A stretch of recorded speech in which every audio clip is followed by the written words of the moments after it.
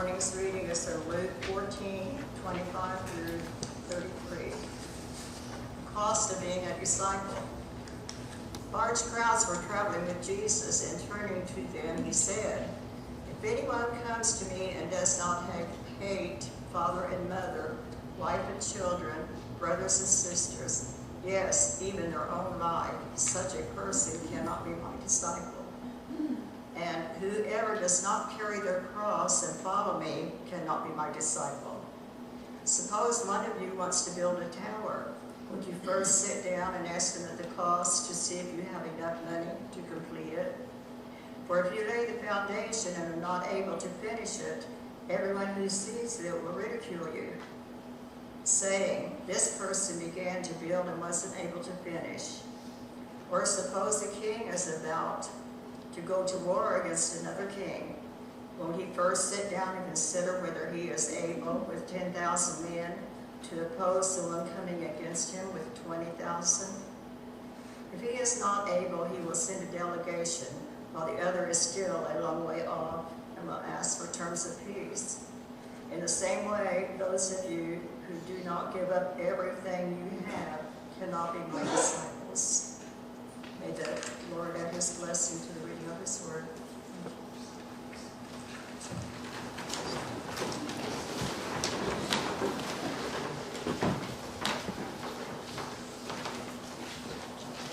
You know, I love to preach the gospel, and I rejoice in giving good news. But some passages in the Bible, at least upon first reading, don't give us much to celebrate.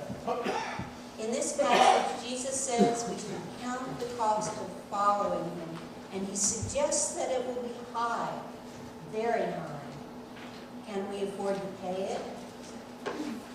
Can we afford not to? There were by this time huge crowds following Jesus, so big they were beginning to interfere with his ministry. Can you imagine going to a place where you were a guest with a whole crowd of uninvited but hungry people following you? Can you imagine what it must have been like for Jesus to make connections with new people amidst all that crowd? And many in the crowd were there with a false impression. They thought they were going to a coronation. They were in a party mood. Jesus knew that they were going to a crucifixion. He needed to prepare his true disciples for what was coming. He wasn't trying to discourage true followers, but he was trying to make sure they knew what they were getting into. There's a thing called prophetic hyperbole. It's when a prophet uses extreme exaggeration to make a point.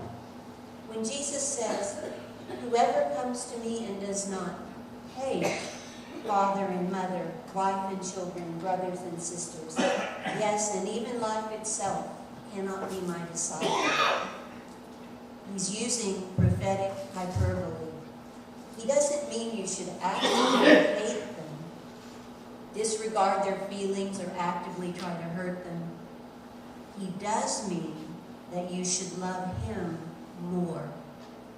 Then he says, "Whoever does not carry the cross and follow me cannot be my disciple." Remember, for people in that time, the cross didn't mean salvation as it does to us now. It meant a slow, painful, humiliating death. Everyone knew about Roman crucifixion. They knew that the accused carried the crossbar of his own cross. They knew the accused was going to die. They knew that it was extremely painful and that the agony was purposefully prolonged. They didn't think of it as a holy sacrifice. They thought of it as Roman cruelty. What Jesus was saying was not, you have to be ready to make some sacrifices. He was saying, you have to be ready to die. Then he urged them to count the cost and not continue if unable to finish. It's a sound economic principle, isn't it? That principle is the primary reason we're having a stewardship campaign this year. We've undertaken projects and missions we can't pay for. Like the king going out to battle, failure to count the cost could result in disaster and death, and of course, defeat. Who wins if we're defeated? Could it be Satan? So we're going to have a stewardship campaign to figure out what resources we can afford to spend. We're counting the cost. If we need to sue for peace, we'll let you know. That's a fairly literal interpretation of the text and a timely one. But what else can we take from this? What is the cost of being a true disciple of Jesus Christ? Is it really likely to be death? In some parts of the world, yes. But not here in the civilized West. Here it's a different kind of death. It's death to self. Death to self. Okay, what does that mean? Jesus tells us by jumping straight from counting the cost to this. So therefore, none of you can become my disciples if you do not give up all your possessions. That sounds like he changed the subject, but no, he didn't. Look at the 3 "you can't" statements. He says you can't become his disciple if you don't despise your family, if you don't take up your cross and follow him, and if you don't give up all your possessions. That adds up. It adds up to loving nothing more than Jesus, including your family, your life, and your material possessions. You don't literally give up your family. You don't literally give up your life. You don't give away all your possessions. But if Jesus needed you to, you could and you would. I hope you want to be a disciple. But it's not easy. You need to count the cost. Can anyone do it then? Not alone, I can tell you that. But as Paul told the Philippians, I can do all things through him who strengthens me. With Jesus to draw strength from and for his sake, we can count as nothing everything but him. Not that I've managed that, but through the grace of God, God is continually sanctifying us. The goal of sanctification, to live for Christ alone and through him for one another. We're mostly all good Methodists here, right? As Methodists, we subscribe to John Wesley's explanation of the way of salvation. As good Bible-reading Christians, we know that Jesus sometimes described the way to salvation as a road or a path. For example, in Matthew 7:13-14, he says, "Enter through the narrow gate, for the gate is wide, and the road is easy that leads to destruction, and there are many who take it. For the gate is narrow, and the road is hard that leads to life, and there are few who find it." It's a path, a way forward. Before it was Christianity, it was called the way. Wesley described the path as consisting of our response to God's grace in several forms. We're pulled away from evil and toward good, even if we've never heard of Jesus. And that is prevenient grace, literally the grace that goes before. When we become convinced that we need someone greater than ourselves and can't possibly achieve good without him, that's convicting grace.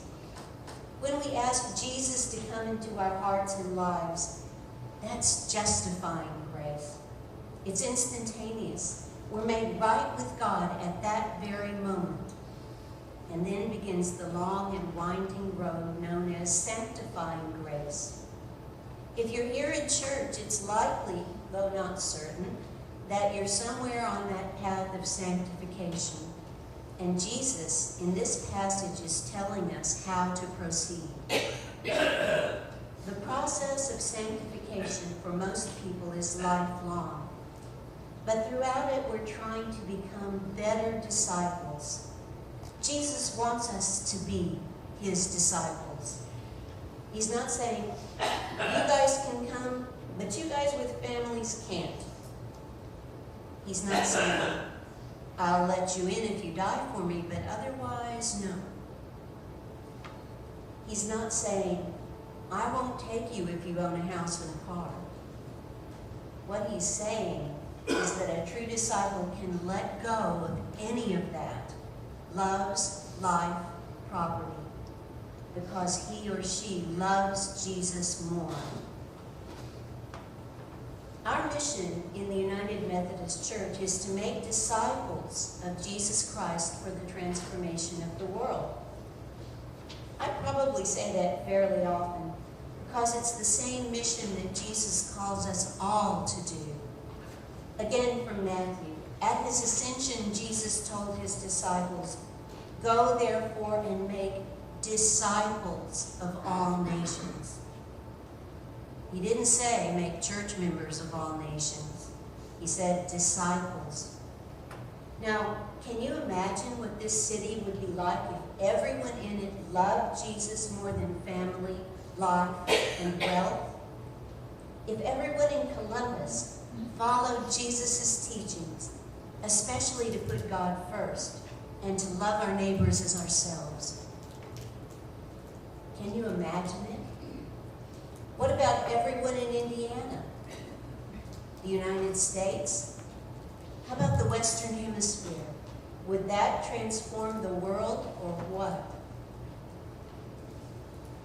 Our mission statement for this church is similar: to grow the family of God by making loving disciples of Jesus Christ. To grow the family of God, not the church. Have I got you fired up yet to make disciples? Ready to be a disciple? Make new disciples? I hope so, because that's what this week is all about. This week, specifically next Saturday, the block party. I've been told the block party is our biggest, not to say only, evangelism effort of the year. Evangel has the same meaning as gospel. They both mean good news. In evangelism, our job is to make disciples for Jesus Christ for the transformation of the world. But the world has changed. The people who come to the block party have changed as our neighborhood has changed. We used to be able to assume that people who were in any American neighborhood would know what church was all about. We used to be able to assume that they would know who Jesus is and something about his love and mercy. We can't assume that anymore. So inviting the people to come to church is not going to work. It hasn't worked. It can't work if we assume that they're already past justifying grace and just looking for a place to worship. We aren't doing this, I hope, just to get more bodies in the pews. We're doing it to make disciples for Jesus. But many of our neighbors aren't on the path to discipleship yet. They're way back at prevenient grace, and they don't know what to do about it.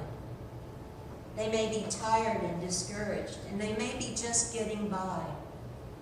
Church would be just one more chore for them because they don't know what it means. So we need another strategy. I'm open to suggestion. Oh, you thought I had the answer, right? No such luck. But I'm going to ask you not to specifically invite anyone to church.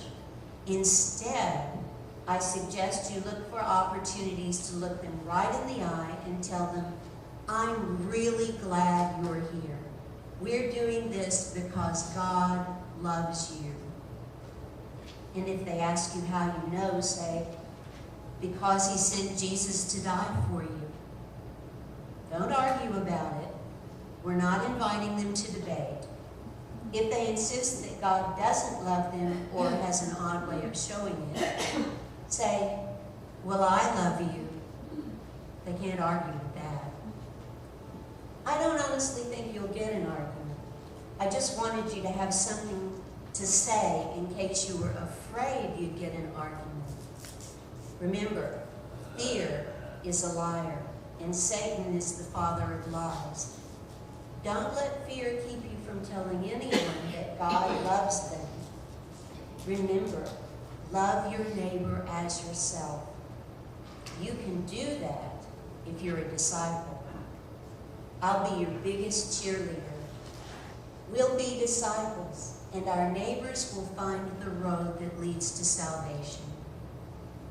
It's a win-win. Let us pray. Jesus, we love you. We want to be your disciples. We want to give up our fears and follow you.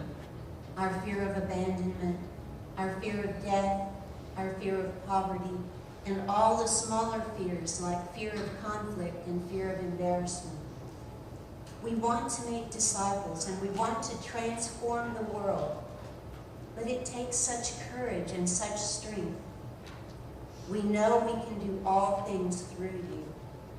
Be with us as we prepare for the block party, and especially be with us as we reach out to our neighbors in your name. We pray this deeply and sincerely in your most powerful name.